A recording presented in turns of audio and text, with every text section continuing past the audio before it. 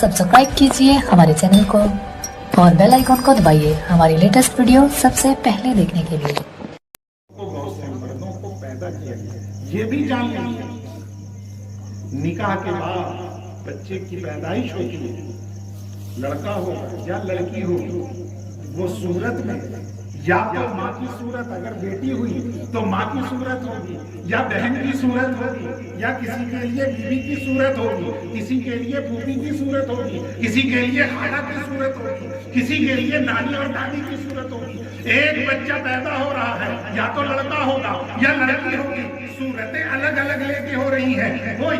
वो तो किसी के लिए बीवी की सूरत, किसी के लिए बेटी की सूरत, किसी के लिए माँ की सूरत, किसी के लिए बहन की सूरत, वो मुख्तलिफ सूरतें लेके पैदा हो रही हैं। बेटा पैदा हो रहा है तो सिर्फ किसी बाप का बेटा नहीं पैदा हो रहा, पैदा होने वाला किसी का चचा भी होने वाला है, किसी का पोता भी होने वाला है, किसी का अबू भी होने वाला है, किसी का शौहर भी होने वाला है, मुख्तलिफ सूरत लेके पैदा हो रहा है। मगर हमें क्या रहा है, अल्लाह कह रहा है अगर तुम अपने रिस्क में वुसअत चाहते हो, क्या अपने रिस्क में वुसअत, कौन ऐसा इंसान है जो नहीं चाहता है कि उसके रिस्क में वुसअत हो, उसके कमाई में फरावानी हो, बरकत हो।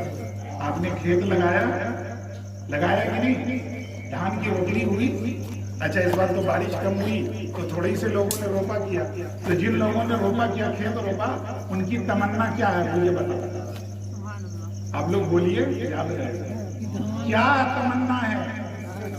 धान अच्छा हो, इंजीनियर साहब बैठे हैं, ये कहीं जॉब करते होंगे किसी कंपनी में, इनकी ख्वाहिश रहती है कि जैसे ही महीना पूरा हो मेरी पूरी सैलरी मेरे अकाउंट में आ जाए, है कि नहीं। इतने लोग यहाँ बैठे हुए हैं जो जिस काम से मुंसलिक हैं, जो जिस रोजगार से, कोई अगर पढ़ा रहा होगा, कोई बिजनेस कर रहा होगा, हर एक की ख्वाहिश है कि मुकर्ररा वक्त पे उसकी जो कमाई है उसका मुनाफा घर आ जाए और उसमें अल्लाह बरकत दे कि मेरे घर में मेरे जो पीछे मेरे वालिद वालदा हैं, मेरे बच्चे हैं, मेरी बच्चियां हैं, या जो रिश्तेदार हैं, उनकी किफालत हो सके मेरे से।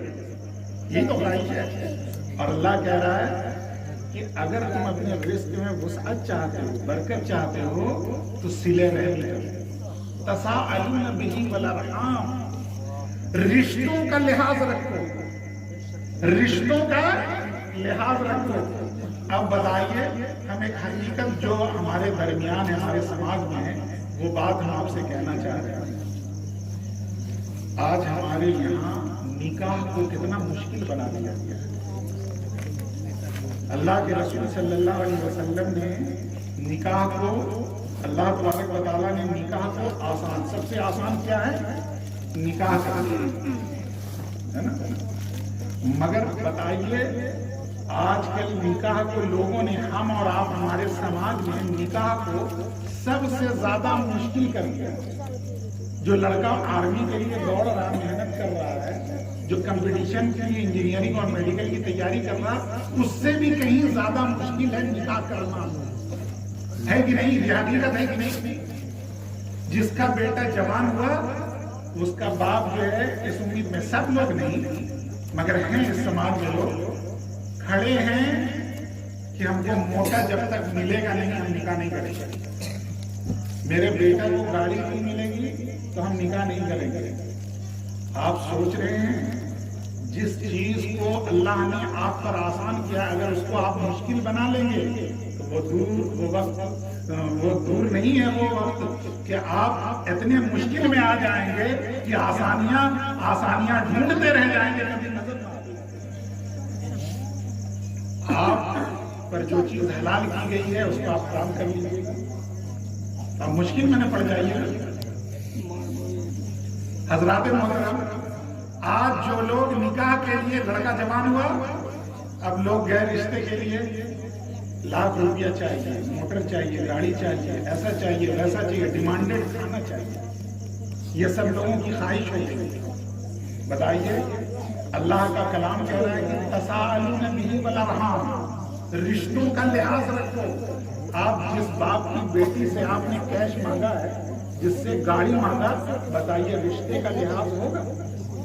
बिल्कुल नहीं होगा रिश्ते का लिहाज। आप जानते हैं बेटी का बाप बराती को खाना भी खिलाता है, रिश्तेदारों को दावत भी देता है, और फिर बेटी के लिए जहेज भी देता है। جو پلنگ پیڑھی ہوتی ہے اس کے باوجود اس کے شوہر کو گاڑی اور کیش نہیں دیتا ہے.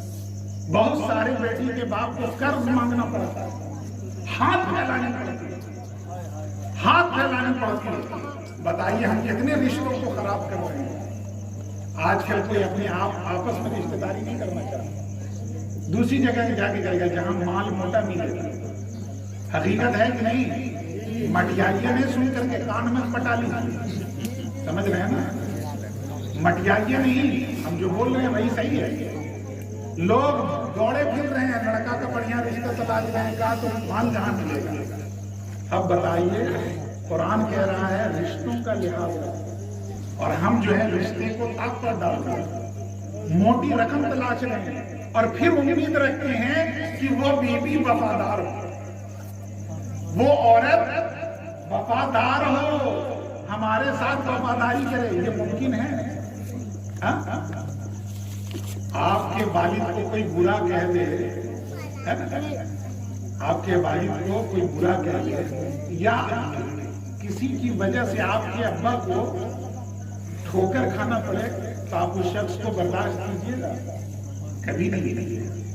بتائیے وہ لڑکی جو آپ کے نکاح میں آئی ہے, اس کے والد نے اگر 2-3 رشتے دار سے 2 لاکھ روپیہ قرض مانگا ہوگا, اور قرض دینے والا اگر اس کے اوپر تقاضے کے لیے کھڑا ہے, تو وہ بیٹی آپ کے ساتھ کتنی وفا کرے گی؟ ہرگز اس میں برکت نہیں ہوگی. اور جب آپ نے ایسا کیا تو گویا سن لیجیے, کل وہ آپ کی بیوی تو ہے مگر کسی بچے کی ماں بھی ہے, وہ کل آگے چل کے کسی کی پھوپھی اور خالہ بھی ہوگی, کسی کی نانی اور دادی بھی ہوگی. یہاں تک نہیں کہ صرف آپ کی بیوی ہے, اس کا رشتہ پھیلتا جائے گا اور قیامت تک پھیلے گا. مگر آپ نے ایک عورت سے اس کے نکاح میں, اپنے نکاح میں لانے کے لیے آپ نے اس سے اجرت لیا ہے, تو گویا کہ آپ نے سارے رشتوں کو تار تار کر دیا. سبحان اللہ, سبحان اللہ, سبحان اللہ. آپ نے تمام رشتوں کو تار تار کر دیا. اور یقین جانیے کہ جب تک آپ رشتوں کا لحاظ نہیں کریں گے, آپ کی سوسائٹی ترقی نہیں کر سکتی, آپ کے بچے صالح نہیں ہو سکتے, آپ کے اندر خود اعتمادی نہیں آ سکتی ہے, آپ اپنے اندر خودداری پیدا کرتے ہیں. اللہ تبارک و تعالیٰ کیا کہہ رہا ہے کہ ایمان والو اللہ سے ڈرو جس نے تمہیں ایک جان سے پیدا کیا ہے. اور جب آپ ماں کے پیٹ میں پیدا کیے جا رہے تھے تو اس وقت نہ کوئی روشنی دینے والا تھا, نہ کوئی پانی پلانے والا تھا, نہ غذا کھلانے والا تھا. ہاتھ کی لکیر بن رہی تھی, والد کا اس میں کوئی اختیار نہیں تھا. آپ کی آنکھ اتنی بن رہی تھی مگر اس میں کسی رشتہ دار کا کوئی سپورٹ نہیں تھا. آپ کی زبان بن رہی تھی, ناک اور رخسار بن رہے تھے, پاؤں کا 2 قامت بن رہے تھے مگر کسی کا نہیں. وہی خدا وحدہ لا شریک ہے جو آپ کو مکمل بنا رہا تھا. ہزاروں نطفے تیار ہونے سے رہ جاتے ہیں مگر ان کروڑوں اور ہزاروں میں آپ خوش نصیب ہیں جو اس دنیا پر تشریف لاتے ہیں, اور آنے کے بعد اس خدا کا فضل ادا کرنا چاہیے, اس کا شکریہ ادا کرنا چاہیے. نہیں بلکہ نکاح کے نام پر سودا ہو رہا ہے, خرید و فروخت ہو رہا ہے. یہ نہیں چل سکتا ہے. جو چیز آسان اللہ تبارک و تعالیٰ نے ہمیں اور آپ کے لیے بنایا, اس کو آپ نے مشکل کر دیا. اللہ کے محترم, حافظ صاحب کا نکاح ہو رہا ہے, ہو سکتا ہے محلے میں سب لوگ تو حافظ نہیں ہے نا, سب لوگ تو امام صاحب نہیں ہیں. امام صاحب اپنے لڑکے کا نکاح کریں گے تو یہ کریں گے, کہہ دیں گے کہ جو میسر آپ کھلا دیجیے. آپ سوچئے کہ جو والد, جو باپ اپنی بیٹی کو آپ کے نکاح میں دیتا ہے, آپ نے کبھی اس باپ کے بارے میں سوچا ہے؟ کبھی نہیں سوچا ہوگا.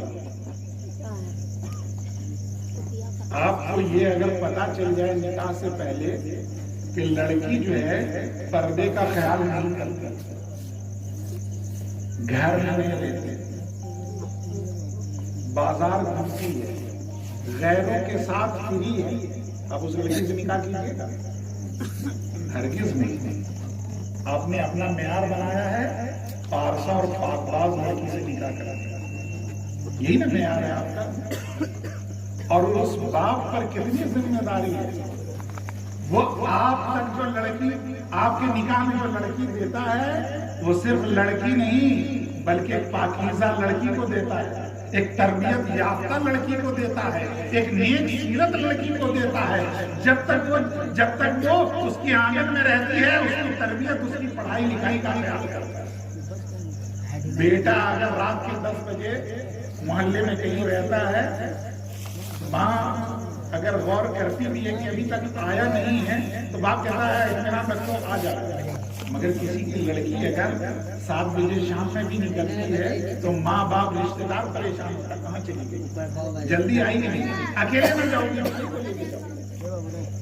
کتنا مشکل ہے بیٹی کو پالنا پرورش کرنا، مشکل ہے کہ نہیں؟ لڑکا اکیلے اثرگنج چلا جاتا ہے، بیٹی اکیلے جاتی ہے تو کتنی دقت آتی ہے۔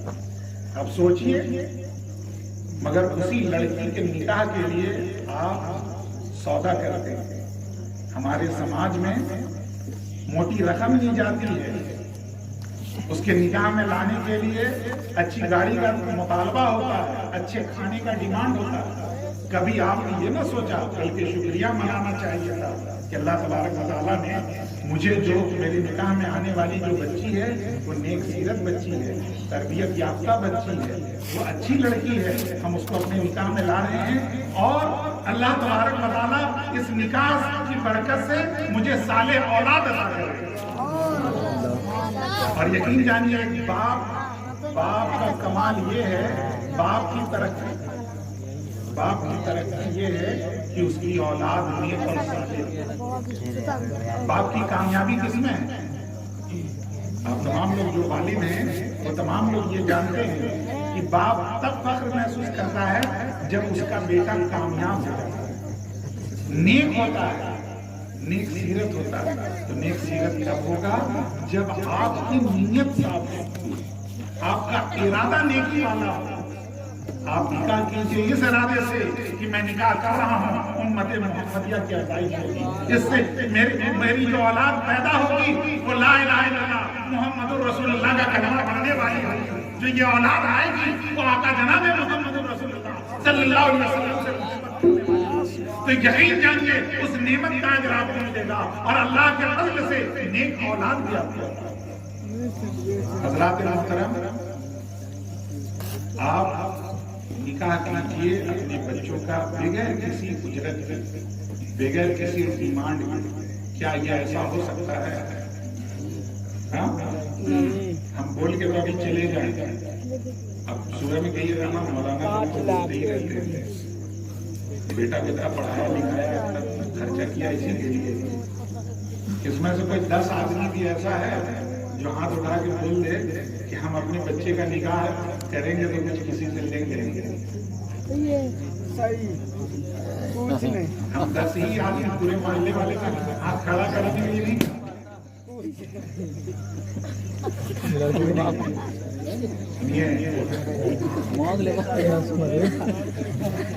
جن کی شادی ہو رہی ہے جن کی ہونے والی وہ لڑکا اگر ان کے والد خواہش میں کہیں تو وہ لڑکا کھڑا ہو کے کہے گی نا مجھے نہیں لے گا۔ حضرات، ہم ایک مسلم قوم کو میرے کاندھے پر ذمہ داری ہے، اور وہ ذمہ داری کیا ہے؟ مجھے خیر امت کا خطاب ملا ہوا، مجھے خیر امت کا خطاب عطا ہے کہ آپ تمام امتی، جتنے لوگ جتنی امتی پیدا ہوئی، جتنی انبیاء کی قوم آئی، ان تمام لوگوں میں آپ سب سے اچھے ہیں۔ جو سب سے اچھا ہوگا اس کا کردار اچھا ہونا چاہیے، اس کا عمل بھی اچھا ہونا چاہیے۔ حضرات محترم، یہ نکاح ہے اور یہ حافظ صاحب کے نکاح کے برکت سے آپ جو بچیاں ابھی نکاح کے انتظار میں ہیں، اللہ تبارک و تعالیٰ ان کا ایک اچھا سا خوبصورت سا رشتہ اپنے حبیب کے وسیلے سے بھیج دے، اور یہ جو بچے ہیں آپ کے، ان تمام بچوں کو سنت طریقے سے جو نکاح کا حکم ہے اسی طریقے سے کرنے کی توفیق عطا فرمائے۔ اللہ تبارک و تعالیٰ ہم تمام لوگوں کو حق سننے اور حق سمجھنے کی توفیق عطا فرمائے۔